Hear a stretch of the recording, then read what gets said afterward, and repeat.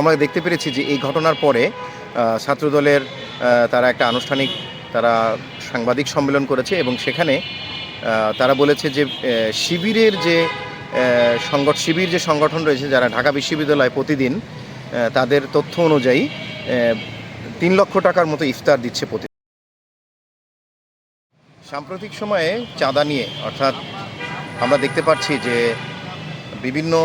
সংগঠনের যে তাদের যে প্রোগ্রামগুলো হচ্ছে রাজনৈতিক প্রোগ্রাম, বিশেষ করে তাদের যে ইফতার প্রোগ্রাম এবং তাদের রাজনৈতিক যে অনুষ্ঠানগুলো হচ্ছে, জনসভাগুলো হচ্ছে, সেই ধরনের অনুষ্ঠানের যে খরচ সেটি নিয়ে বিভিন্ন দল এক দল আরেক দলকে বিভিন্নভাবে বলে যাচ্ছে এবং আমরা দেখতে পাচ্ছি যে সেটি প্রথম শুরু হয়েছে। আমরা যেটা নতুন একটি যে রাজনৈতিক দল ছাত্রদের এবং ছাত্র জনতার যে একটি রাজনৈতিক দল আমরা দেখতে পেলাম, এনসিপি অর্থাৎ জাতীয় নাগরিক যে পার্টি, তাদের আত্মপ্রকাশ অনুষ্ঠানের পর থেকে আমরা দেখলাম যে জাতীয় রাজনীতিতে এবং বাংলাদেশের টক অফ দ্য টাউনে পরিণত হয়েছে যে এই রাজনৈতিক দলগুলোর যে সভা সমাবেশ বা ইফতার মাহফিলের পয়সা বা টাকা কোত্থেকে, এর উৎস কী, এবং সেখান থেকে তারা কিন্তু তাদের বিষয়গুলোকে জনাব নাহিদ ইসলাম এবং তাদের দলের যে অন্যান্য যারা সদস্যবৃন্দ রয়েছেন তারা কিন্তু এইগুলোকে পরিষ্কার করেছেন এবং আমরা দেখতে পেরেছি যে এই ঘটনার পরে ছাত্রদলের তারা একটা আনুষ্ঠানিক তারা সাংবাদিক সম্মেলন করেছে এবং সেখানে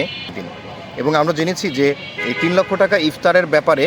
এই টাকার উৎসর ব্যাপারে ছাত্রদলের পক্ষ থেকে জানতে চাওয়া হয়েছে এবং রাজনীতিতে এই একদল আরেক দলকে জানতে চাওয়া এটি খুব অস্বাভাবিক বিষয় নয়, কিন্তু আমরা জানি যে গত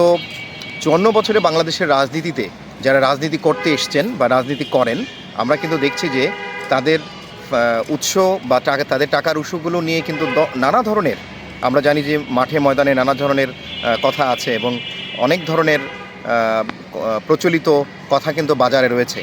এবং সে বিষয়ে আমার মনে হয় যে আওয়ামী লীগ বলেন, বিএনপি বলেন বা জাতীয় পার্টি বলেন এবং অন্যান্য যে দলগুলি রয়েছে সেখান থেকে অনেকটাই ভিন্নভাবে, এবং আপনি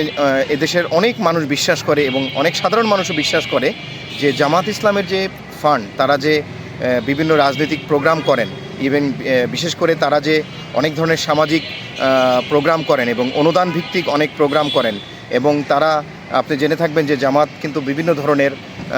সাহায্য সহযোগিতা বিভিন্নভাবে তারা জনগণের পাশে দাঁড়ানোর জন্য তারা করে থাকেন। সে বিষয়ে তাদের একটি স্পষ্ট যে অর্থের যে যোগান সেটি কিন্তু তারা অনেকভাবে তারা কিন্তু এটাকে পরিষ্কার করেছে এবং সেটি আমি একজন নাগরিক সমাজের একজন লোক হিসেবে আমার যতটুকু জানা যে তাদের যারা কর্মী এবং সমর্থক রয়েছে এবং তাদের ভিতরে তারা যে নেতা এবং তাদের যে দলীয় কর্মী, তাদের কিন্তু একটি মাসিক চাঁদার কিন্তু ব্যবস্থা বা নিয়ম রয়েছে, অর্থাৎ যারা এই দলে রাজনীতি করেন তারা কিন্তু মাসিক চাঁদা দিয়ে থাকেন, সেটা কর্মী, নেতা এবং সমর্থকও হতে পারে।